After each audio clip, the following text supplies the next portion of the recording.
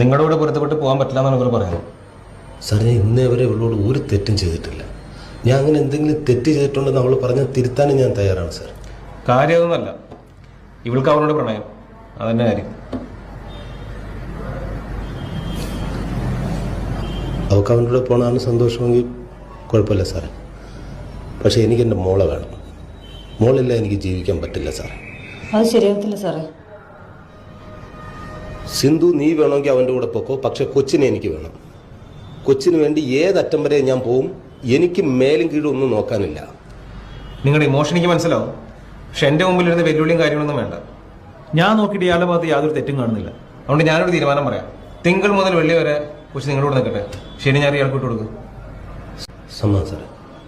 കൊച്ചിനെ കൊടുക്കാൻ എനിക്ക് സമ്മതമല്ല സാറേ. നിങ്ങൾ അങ്ങനെ പറഞ്ഞാൽ ശരിയാവണം എങ്ങനെയാണ്? കൊച്ചങ്ങേരുടെ അല്ല സാറേ.